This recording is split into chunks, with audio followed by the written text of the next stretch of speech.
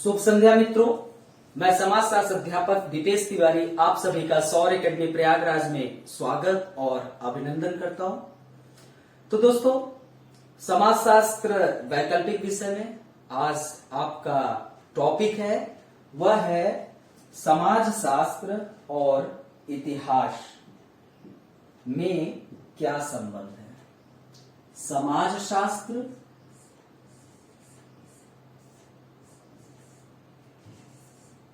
और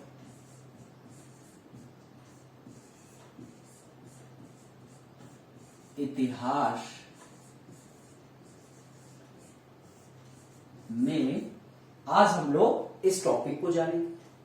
लेकिन थोड़ा आप लोगों को यह बता दें कि वैकल्पिक विषय का जो प्रारंभ है वह प्रथम प्रश्न पत्र से हुआ है और मैंने आप लोगों को यूरोप में आधुनिकता एवं सामाजिक परिवर्तन तथा समाजशास्त्र का आविर्भाव ये टॉपिक समाप्त हो गया है। आप लोग पिछले वीडियोस में देख लीजिए। और आपका दूसरा टॉपिक समाजशास्त्र एवं सामान्य बोध समाप्त हो चुका है, आप देख लीजिए। और तीसरा टॉपिक जो है चल रहा है समाजशास्त्र एवं अन्य विषयों से संबंध। अब आप लोग यूपीएससी के इस यूनिट फर्स्ट से जो भी प्रश्न पूछे गए हैं उनको अब आप सॉल्व करने की स्थिति में आ चुके हैं। यूपीएससी हो या पीसीएस हो, इनसे संबंधित जो भी प्रश्न पूछे गए होंगे अगर आप सॉल्व करने की कोशिश करेंगे तो आसानी से आप उनको सॉल्व कर सकते हैं। तो उठाइए कलम और अपने प्रश्न पत्र को और उनको सॉल्व करने की कोशिश करिए। देखिए, यूपीएससी हो या पीसीएस हो, अब लगभग सभी एग्जाम क्या हो चुके हैं, लिखित एग्जाम हो चुके हैं। अगर आप लिखने की प्रैक्टिस अच्छे से नहीं करेंगे तो समस्याएं विद्यमान हो सकती है। जितना हो सके लिखने की एक अच्छी पकड़ अगर आप बनाएंगे तो आप इस लक्ष्य को प्राप्त कर सकते हैं। लिखने की प्रैक्टिस नहीं करेंगे तो आप अपने लक्ष्य से बिल्कुल दूर हो जाएंगे, क्योंकि आपकी जो असली परीक्षा, मुख्य परीक्षा है, वह लिखने वाला एग्जाम हो चुका है। तो कोशिश करिए कि जो भी टॉपिक पढ़ लिए हैं उन टॉपिक के से संबंधित जो भी प्रश्न पूछे गए हैं उनको सॉल्व करने की कोशिश अब स्टार्ट कर लीजिए। आपको आंसर लिखने के बाद आप हमें 91, 98, 120, 630 पर आप हमें व्हाट्सएप कर दीजिए। 120, 630 पर। हालांकि मैं जिस विषय वस्तु को पढ़ाना स्टार्ट किया हूं, आप लोगों को मैंने बताया कि यूनिट फर्स्ट फ्री क्लासेस होंगे, उसके बाद आपके क्लासेस जो है वह पेड बैच में परिवर्तित हो जाएंगे। फीस जो निर्धारित की गई है वह 15,000 फीस निर्धारित की गई है, राइट। 15,000 समाजशास्त्र वैकल्पिक विषय का जो फीस है वो 15,000 है। लगभग आपके जो कोर्स है वो लगभग 5 मंथ चलेगा। 5 मंथ तक आपका यह कोर्स चलेगा।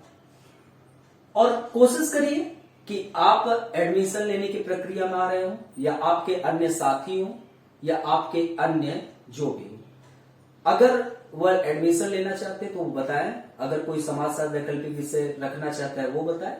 जिनका कुछ इकोनॉमिक कंडीशन थोड़ा वीक होगा तो उनको कुछ रियायत भी बढ़ती जाएगी, क्योंकि सौर एकेडमी परिवार में शामिल होने वाले जितने भी मेंबर हैं सभी को वह ध्यान में रखेगा और सभी के लिए कुछ न कुछ अच्छा बेहतर प्रयास करेगा। आपको विषय वस्तु से संबंधित जिनको अगर प्रश्न चाहिए यूनिट फर्स्ट का, वह मुझे व्हाट्सएप कर देंगे तो उनको प्रश्न मिल जाएगा। और जिनको अगर कोई भी दिक्कत आती है कॉल करने के लिए तो 80040205 पर वो हमें कॉल भी कर सकते हैं। सारी समस्याओं का समाधान होगा। तो आइए अब अपने टॉपिक पे चलते हैं।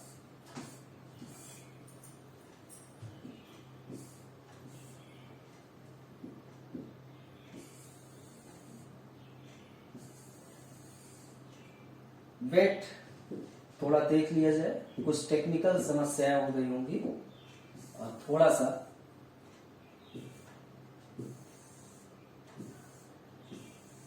चल, हमको लग रहा है कि ऊपर उठने के बजाय वो इधर जा रहा है, कोई बात नहीं।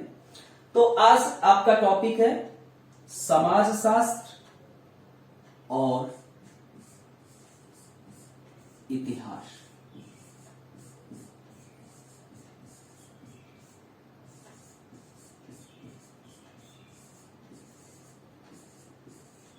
तो दोस्तों, इस टॉपिक को बहुत ही अच्छे तरीके से बहुत अच्छे तरीके से समझ में भी आएगा।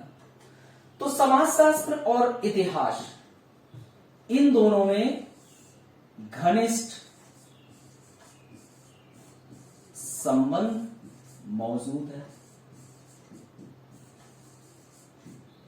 घनिष्ठ संबंध, दोनों में एक आपको घनिष्ठ संबंध दिखाई देंगे। तो कैसे आपको घनिष्ठ संबंध दोनों में दिखाई दे रहा है अभी जानते हैं, लेकिन घनिष्ठ संबंध के बावजूद भी इन दोनों में एक व्यापक अंतर भी मौजूद है। राइट? मतलब कि समाज शास्त्र और इतिहास में एक घनिष्ठ संबंध भी मौजूद है, परंतु इसके साथ साथ व्यापक अंतर भी देखने को मिलता है। अगर देखा जाए दोस्तों, तो इतिहास जो है वह समाज शास्त्र के उद्भव का आधार कहा जाता है। अर्थात कि समाज शास्त्र का जन्म जो हुआ उसके इतिहास का बहुत बड़ा योगदान है। तो इस प्रकार हम कह सकते हैं कि इतिहास को समाज शास्त्र के उद्भव का आधार कहा जा सकता है। तो हम लोग चर्चा करेंगे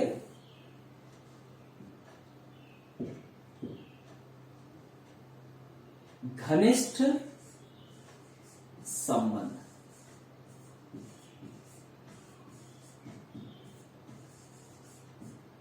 राइट? समाजशास्त्र और इतिहास में, ठीक? Sociology and history. राइट? तो हम यह कह सकते हैं इतिहास जो है वह समाज शास्त्र का के उद्भव का आधार है।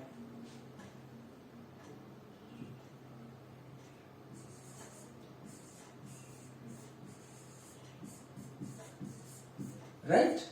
आप लोगों को मैंने पढ़ाया भी हूं, अभी आते हैं तब समझ में आएगा। इतिहास को समाज शास्त्र के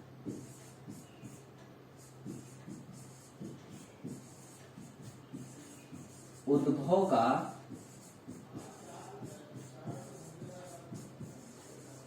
आधार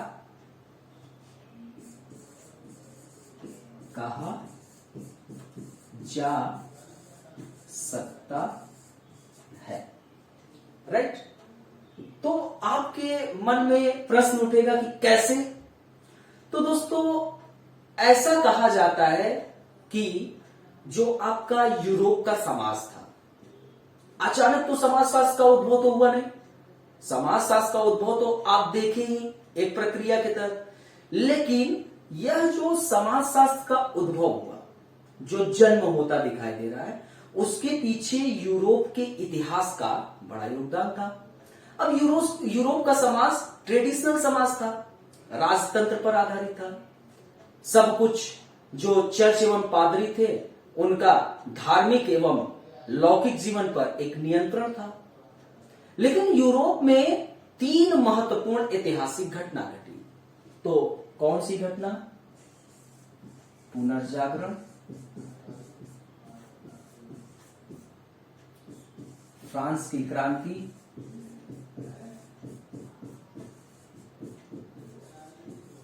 और औद्योगिक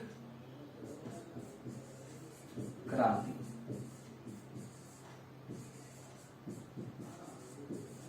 ये 3 महत्वपूर्ण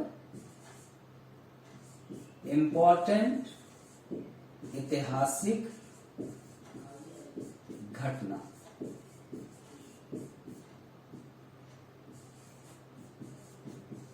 और इसने इन 3 महत्वपूर्ण ऐतिहासिक घटना ने यूरोप के समाज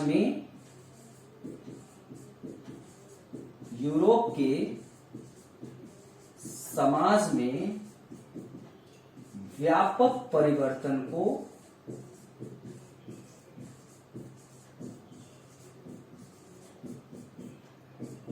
जन्म दिया। यूरोप के समाज में बहुत बड़े स्तर पे व्यापक रूप से परिवर्तन को जन्म दिया और दूसरी ओर समाज शास्त्र के उद्भव का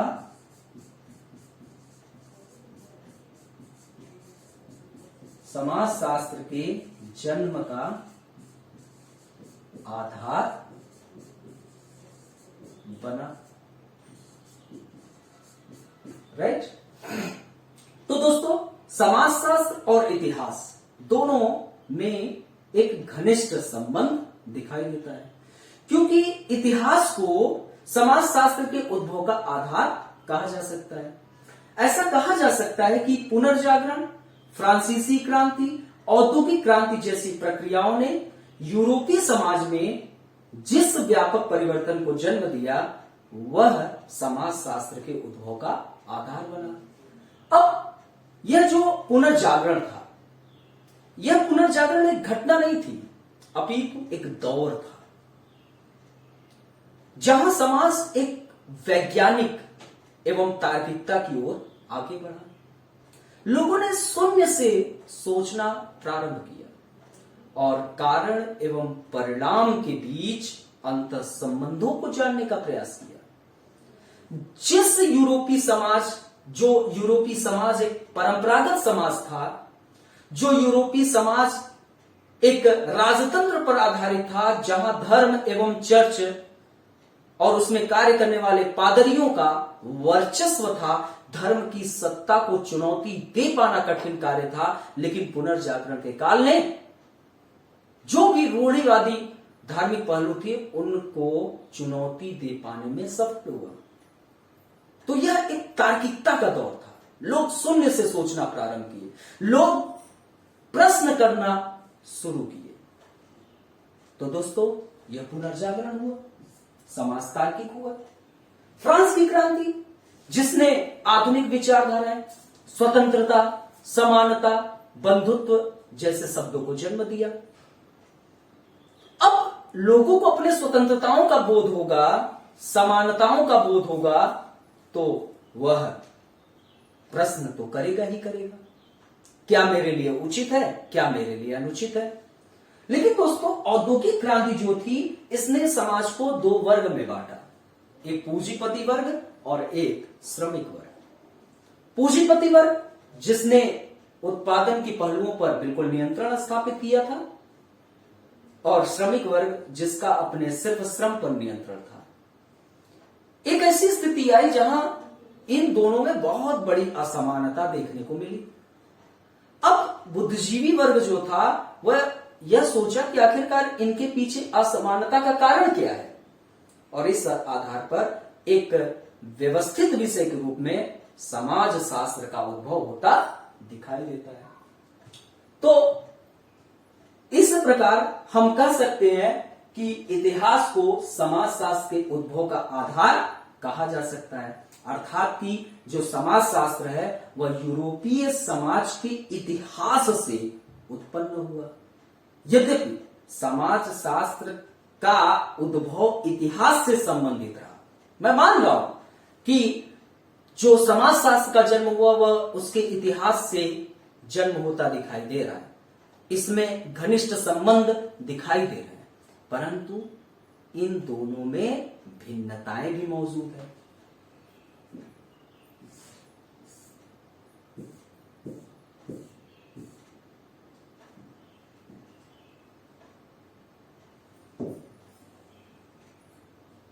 समाजशास्त्र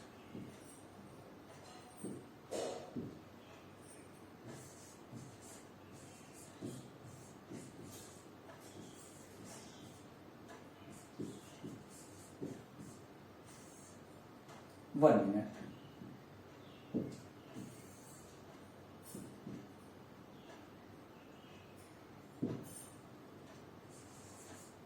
इतिहास और समाज शास्त्र। तो दोस्तों आप सोचिए कि इतिहास किस चीज का अध्ययन करेगा? बीती हुई घटनाओं का अध्ययन करेगा, जो घटनाएं बीत गई हैं। या मैं कहूं कि इतिहास अतीत का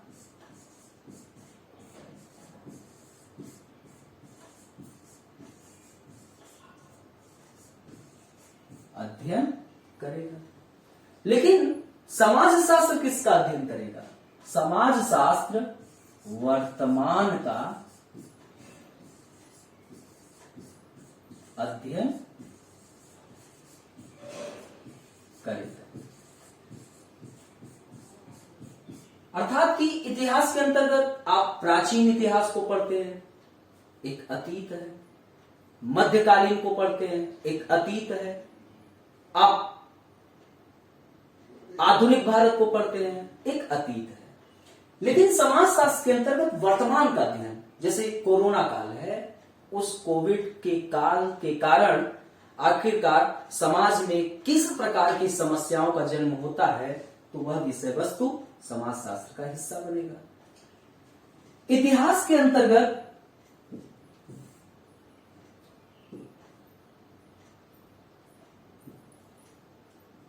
स्थिर वास्तविकताओं का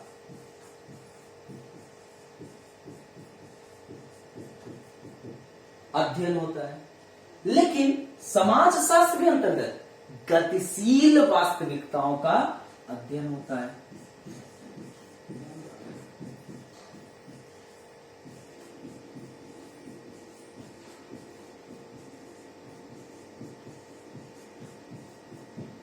राइट? अर्थात कि जो समाज शास्त्र है वह स्थिर वास्तविकता है। प्राचीन इतिहास में जो घटनाएं घट चुकी हैं उनका अध्ययन करेगा। ये एक स्थिर वास्तविकता है। अब इतिहासकार अपने अपने अनुसार उसका मूल्यांकन करेंगे, तो मतलब ये स्थिर वास्तविकता है। लेकिन समाज शास्त्र गतिशील वास्तविकताओं का अध्ययन करेगा। अर्थात कि जाति एक बंद व्यवस्था है, जहां पर एक व्यक्ति जिस जात में जन्म ले लिया वह उसी जात में उसकी मृत्यु होगी। अर्थात कि वह अब अपने जाति को परिवर्तित नहीं कर सकता है। लेकिन उधर से वर्ग भी है, जो एक खुली व्यवस्था है, जहां पर आप अपने परिस्थिति को परिवर्तित कर सकते हैं। आप एक निम्न वर्ग के सदस्य हैं, लेकिन कल उच्च वर्ग के भी सदस्य बन जाएंगे। आप अच्छे से मेहनत करेंगे, इस वक्त आप लोग मेहनत कर रहे हैं, कल के आईएएस अधिकारी बन जाएंगे तो आपका स्टेटस ऊंचा हो जाएगा। तो मतलब कि समाज शास्त्र गतिशील वास्तविकता का अध्ययन कर रहा है और इतिहास स्थिर वास्तविकताओं का अध्ययन कर रहा है। अब दोस्तों समाज शास्त्र में जो प्रयोग की जाने वाली पद्धतियां हैं,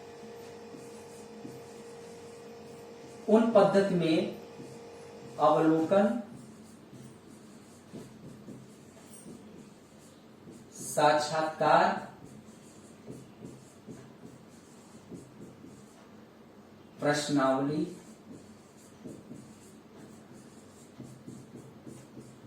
इत्यादि का प्रयोग होता है। लेकिन इतिहास में ऐसी पद्धतियों का प्रयोग नहीं होता है।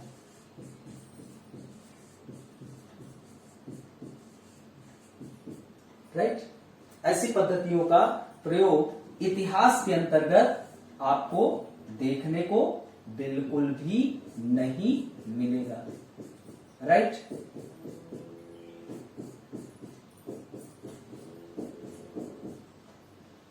ठीक? तो इतिहास में ऐसी पद्धतियों का प्रयोग बिल्कुल भी नहीं होगा। तो दोस्तों इस संदर्भ में यह कहा जा सकता है कि जो इतिहास है वह आपका क्या है? इडियोग्राफिक है। इडियोग्राफिक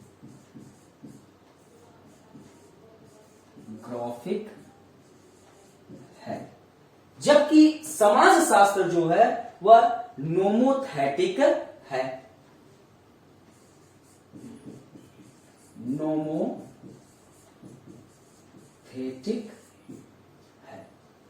अब ये दो नए शब्द आपको दिखाई दे रहे हैं, तो इन दोनों शब्दों को समझना भी बहुत जरूरी है। तो दोस्तों, इडियोग्राफिक का मतलब यह हुआ कि धारणापरक या भावमूलक ढंग से। अब जैसे मान लो कि 1857 की क्रांति है। 1857 की क्रांति के पीछे कुछ इतिहासकार सामाजिक कारक को मानेंगे, कुछ इतिहासकार राजनीतिक कारक को मानेंगे, कुछ लोग सैनिक कारण को उत्तरदायी मानेंगे, कुछ लोग आर्थिक कारण। सब अपने अपने ढंग से एक धारणाएं बनाई है। उस धारणा के आधार पर वह उस घटना का मूल्यांकन करेंगे। तो इतिहास इडियोग्राफिक है। इस आधार पर हम यह कह सकते हैं कि इतिहास विवेचनात्मक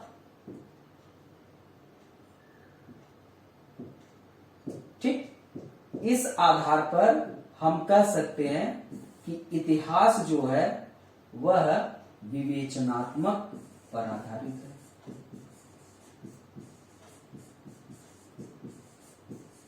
राइट, विवेचनात्मक अर्थात कि अब जो मैंने आपको बताया कि 1857 की क्रांति की घटना है, तमाम इतिहासकार उस घटना को सामाजिक रूप से विवेचित करेंगे, कुछ लोग आर्थिक रूप से विवेचित करेंगे, कुछ लोग सैनिक रूप से विवेचित करेंगे।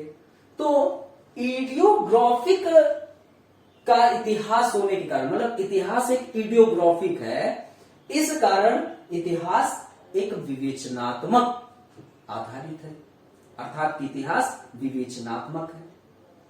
लेकिन दोस्तों, जो नोमोथेटिक है, नोमोथेटिक का मतलब कि वैज्ञानिक कानूनों की खोज के अध्ययन से संबंधित, अर्थात कि वैज्ञानिक एक साइंटिफिक लॉ की खोज के अध्ययन से संबंधित नोमोथेटिक होता है। तो इस आधार पर हम समाजशास्त्र को एक विज्ञान कह सकते हैं कि समाजशास्त्र एक विज्ञान है।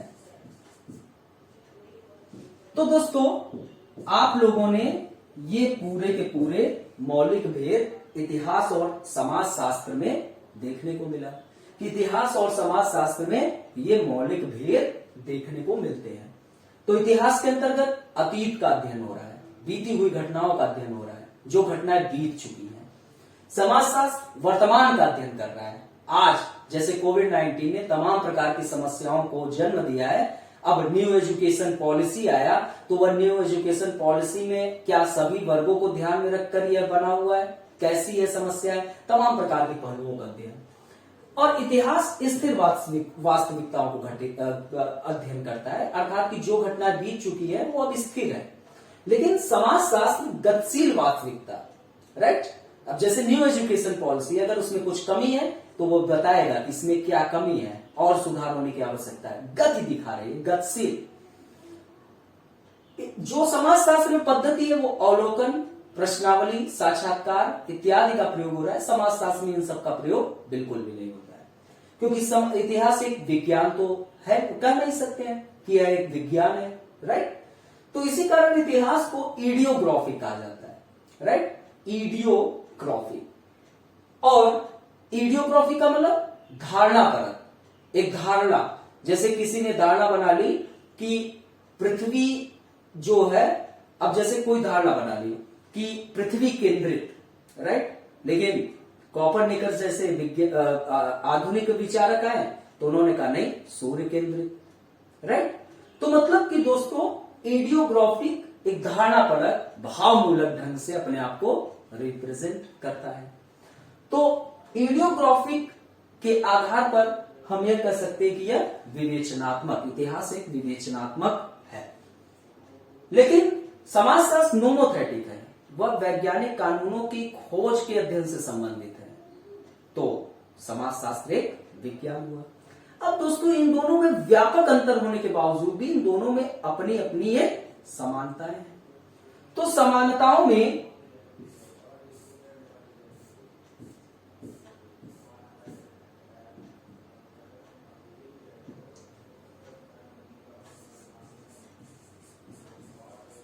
समानताएं, राइट, समाजशास्त्र और इतिहास में समानताएं हैं। दोनों ही मानव समाज का, दोनों समाजशास्त्र और इतिहास दोनों मानव समाज का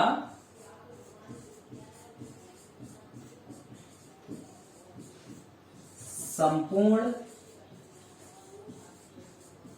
अध्ययन करते हैं। दोनों में आप मानव समाज का संपूर्ण अध्ययन देख सकते हैं। अब दोस्तों भारत विद्या का नाम सभी लोग सुने होंगे। भारत विद्या, जिन्होंने सुना है वो कमेंट करके बताएं भारत विद्या क्या है। तो ये जो भारत विद्या है यह एक उपकरण के रूप में भारतीय समाज के अध्ययन के लिए इतिहास में प्रचलित था, राइट। ये जो भारत विद्या थी एक उपकरण के रूप में,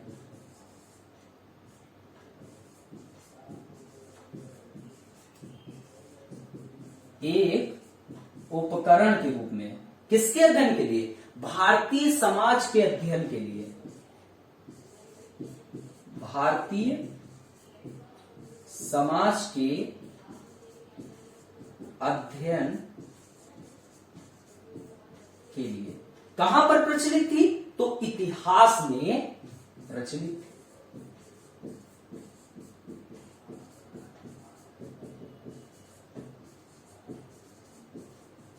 राइट, कहां पर प्रचलित थी?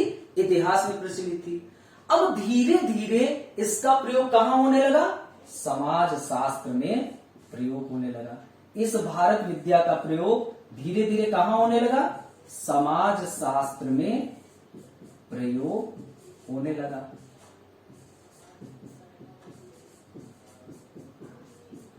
जैसे जीएस घुरे एक विद्वान है, आप लोगों को पढ़ाई के लिए जीएस घुरे एक समाजशास्त्री हैं, भारतीय समाजशास्त्री हैं, उनका भारत विद्या आपको पढ़ने को मिलेगा। तो ये भारत विद्या है क्या? यह भी आपके मन में प्रश्न उठ रहा होगा।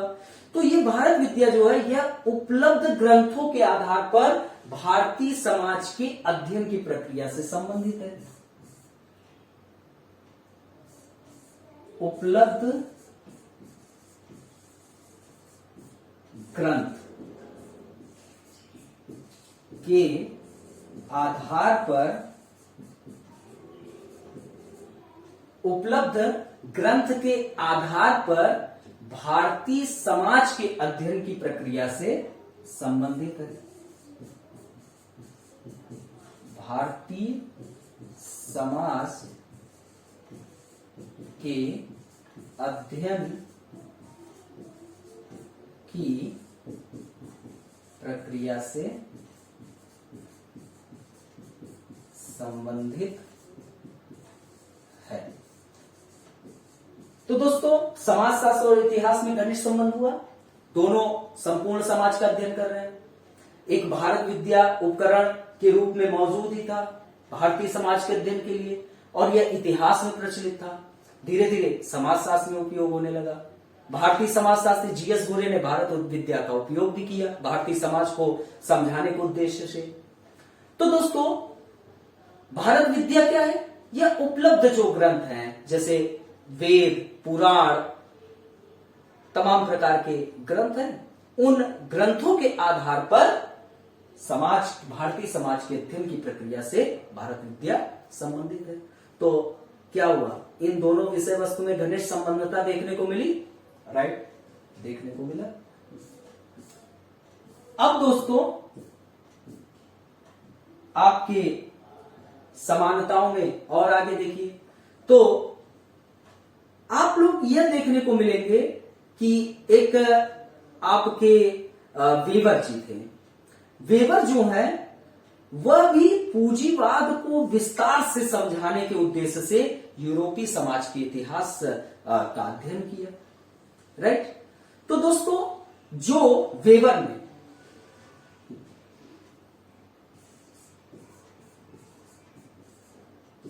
उन्होंने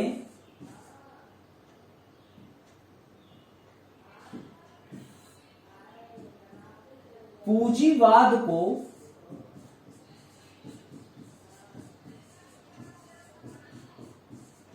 समझाना चाहते थे, तो वेबर ने पूंजीवाद को समझाने के उद्देश्य से, ताकि हम पूंजीवाद को विस्तार से समझा लें, इसके लिए इन्होंने यूरोपीय समाज के इतिहास का अध्ययन किया।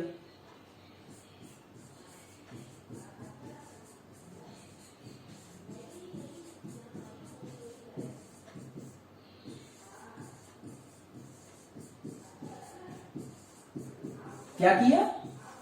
अध्ययन किया। किसका?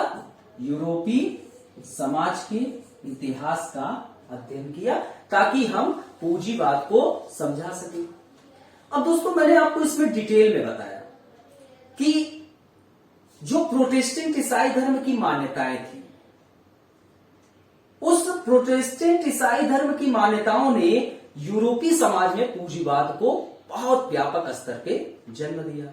वेबर की एक बहुत महत्वपूर्ण पुस्तक है, उस पुस्तक का नाम है आपका प्रोटेस्टेंट ईसाई धर्म एवं पूंजीवाद की भावना।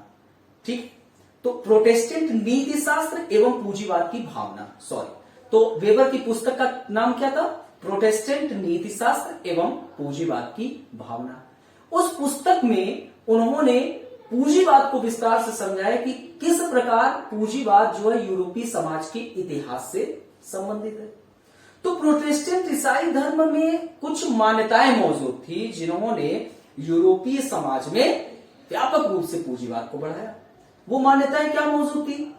वो मान्यताओं के तौर पर मौजूद थी कि मनुष्य के जीवन में एक न एक व्यवसाय होना चाहिए, उन व्यवसाय को ईमानदारी पूर्वक पालन करना चाहिए, जो भी लाभ कमा रहे हैं उसको पुनर्निवेश करना चाहिए, और वैवाहिक जीवन के अंदर ही आप यौन संबंध को बना सकते हैं, उसके बाहर बिल्कुल भी नहीं। टाइम बहुत कीमती है, समय बहुत कीमती है, उसको आप बर्बाद नहीं कर सकते। ऐसी मान्यताओं ने यूरोप में पूंजीवाद को बढ़ाया। तो कहीं ना कहीं यूरोपीय समाज के इतिहास को न पढ़ते तो पता ही नहीं चलता कि प्रोटेस्टेंट ईसाई धर्म की मान्यताओं के कारण जो सफल व्यापारी थे वह प्रोटेस्टेंट ईसाई धर्म के थे, जो कि पूंजीवाद को बहुत तेजी से आगे लेके चले। अगर देखा जाए यूरोप और एशिया दोनों में पूंजी भौतिक संसाधन मौजूद थे, जहां पर दोनों जगह पूंजीवाद बढ़ सकता था, लेकिन यूरोप में सफल हुआ, एशिया में असफल रहा। उसके पीछे क्या कारण था? क्योंकि प्रोटेस्टेंट ईसाई धर्म में मान्यताएं थी और उन मान्यताओं ने यूरोप में पूंजीवाद को बढ़ाया। तो दोस्तों, वेबर पूंजीवाद को समझाने के उद्देश्य से यूरोपीय समाज के इतिहास का अध्ययन किया। तो एक और आपने क्या जाना? एक और आपने जाना कि समानताओं में जो आपका इतिहास और समाज शास्त्र है, उन दोनों में व्यापक तौर पे समानताएं मौजूद है। तो पहला, समाज शास्त्र और इतिहास दोनों में मानव समाज का संपूर्ण अध्ययन होता है। एक भारत विद्या जो एक उपकरण के रूप में आपके भारतीय समाज के अध्ययन के लिए इतिहास में प्रचलित थी, धीरे धीरे यह जो है समाज शास्त्र में प्रयोग होने लगा। आपके भारतीय समाजशास्त्री जीएस घोरे ने इस भारत विद्या को एक उपकरण के रूप में प्रयोग किया। जो भारत विद्या है, यह उपलब्ध ग्रंथों के आधार पर क्या करता है? भारतीय समाज की अध्ययन की प्रक्रिया से। तो दोस्तों, भारत विद्या के कारण समाजशास्त्र और इतिहास में घनिष्ठ संबंध देखने को मिली। तो दोस्तों, दूसरी ओर वेबर जो थे, उन्होंने भी क्या किया?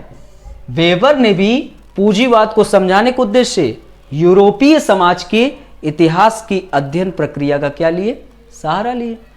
तो यह दृष्टिकोण भी समाजशास्त्र को इतिहास से घनिष्ठ संबंध की ओर लेकर जा रहा है। दूसरी ओर कार्ल मार्क्स ने भी मनुष्य के समाज के वर्तमान एवं इतिहास को किससे जोड़कर देखा? आर्थिक क्रिया से जोड़कर देखा। तो कार्ल मार्क्स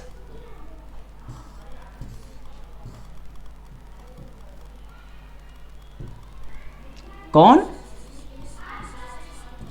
कार्ल मार्क्स। तो कार्ल मार्क्स ने क्या किया? मनुष्य के समाज के, मनुष्य के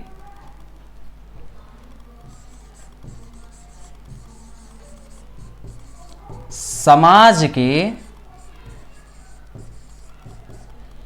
वर्तमान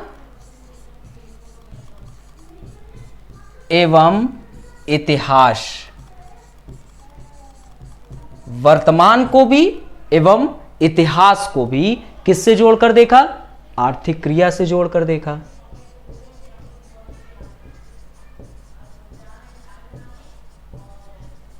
आर्थिक क्रिया से जोड़कर देखा। राइट। तो दोस्तों कार्ल मार्क्स ने की अवधारणा भी कहीं ना कहीं समाजशास्त्र और इतिहास में एक घनिष्ठ संबंधता को दर्शा रहा है। तो हमने आपको क्या बताया कि समाजशास्त्र और इतिहास में घनिष्ठ संबंध के बावजूद भी इन दोनों में अंतर है। पहले मैं आपको दर्शाया बताया कि जो यूरोपीय समाज का इतिहास था उसने कहीं ना कहीं समाजशास्त्र के उद्भव का एक आधार, एक मार्ग प्रशस्त किया। फिर उसके बाद उसके मौलिक भेद में जाने कि यह अतीत का, वह वर्तमान का, वह स्थिर वास्तविकता, वह गतिशील वास्तविकता। फिर हमने फिर से घनिष्ठ संबंधता की ओर गए और कुछ विचारकों के अनुसार जानने का प्रयास किया। तो भारत विद्या ने समाजशास्त्र और इतिहास को नजदीक लेके आया। वेबर का कॉन्सेप्ट, जो आपके पूंजीवाद जो बढ़ा वह यूरोपीय समाज के इतिहास के अध्ययन के कारण। जब उसका अध्ययन किए तो पता चला कि पूंजीवाद को बढ़ाने में बड़ा योगदान दिया, क्योंकि प्रोटेस्टेंट ईसाई धर्म में कुछ मान्यताएं मौजूद थी और उन मान्यताओं ने यूरोप में पूंजीवाद को बढ़ाने में बड़ी भूमिका निभाई। अब कार्ल मार्क्स भी मनुष्य के समाज के वर्तमान और इतिहास को किससे जोड़कर देखा? आर्थिक क्रिया से जोड़कर देखा। तो दोस्तों इसको थोड़े से शब्दों में अगर समझा जाए तो प्रारंभ में मनुष्य क्या था? आखेटक था, जंगल में शिकार करता था और वह उतना ही जितना वह उपभोग करने के लायक था उतना ही वह उत्पादन करता था, अधिशेष का उत्पादन नहीं था। लेकिन धीरे धीरे कृषि में एंट्री किया, वह अधिशेष का उत्पादन होने लगा। लेकिन कुछ मानव जो थे, जो क्योंकि 500 एक समाज में 500 सदस्य हैं, 100 लोगों ने क्या काम किया? संपूर्ण समाज के लिए खाद्यान्न का उत्पादन किया। लेकिन कुछ अन्य लोग थे जो 400 बचे, वो अन्य आर्थिक क्रिया से जुड़ गए। अब जो अन्य लोग आर्थिक क्रिया से जुड़े उसमें से कई लोग जो थे वो समृद्ध हो गए, कुछ लोग काफी कमजोर। अब जो समृद्ध थे और कुछ काफी लोग, तो ये असमानता को जन्म दिया। अब ये असमानताएं धीरे धीरे व्यापक स्तर पे बढ़ी, जिसके कारण स्तरीकरण की प्रवृत्ति देखने को मिली। लेकिन फिर उसके बाद वर्ग संघर्ष भी उत्पन्न हुए, फिर सामाजिक परिवर्तन। तो मतलब कि कार्ल मार्क्स ने मानव के समाज के वर्तमान और इतिहास को किससे जोड़ा? आर्थिक क्रिया से जोड़कर बताते हुए दिखाई देते हैं। दोस्तों इस टॉपिक को मैं आपको जब कार्ल मार्क्स ऐतिहासिक भौतिकवाद पढ़ाऊंगा वहां और डिटेल में जानना। अभी सिर्फ इतना जानना है, सिर्फ इतना, सिर्फ इससे ज्यादा आपको यहां पर लिखना भी नहीं है। जो मैंने बताया सिर्फ आपको समझने को उद्देश्य से बताया कि समझ लीजिए। तो दोस्तों इस प्रकार हम क्या कह सकते हैं कि इतिहास के समझ के आधार पर वर्तमान के सापेक्ष का ज्ञान प्राप्त किया जा सकता है। आखिरकार इतिहास को समझोगे तभी तो वर्तमान का आप क्या कर सकते हो, एक दृष्टिकोण रख सकते हो। तो इतिहास के समझ के आधार पर वर्तमान के सापेक्ष ज्ञान प्राप्त किया जा सकता है। तो अतः दोस्तों इतिहास का प्रयोग हमेशा से वर्तमान को समझने के लिए एक आधार के रूप में प्रयोग होता रहा। तो दोस्तों, यह टॉपिक यहीं पर समाप्त होता है। समाजशास्त्र और इतिहास में आपको एक संबंध अच्छे तरीके से बता दिए। अब एक और संबंध बचा हुआ है, समाजशास्त्र और राजनीति शास्त्र। उस संबंध को हम अगले वीडियोस में खत्म करेंगे। फिर जितने भी यूपीएससी में फर्स्ट यूनिट से प्रश्न पूछे गए हैं, उन प्रश्नों पर आपको प्रकाश बिंदु डालेंगे। आप अच्छी तरीके से समझ लीजिएगा। तो दोस्तों, यहीं पर टॉपिक समाप्त होता है। Okay, bye bye.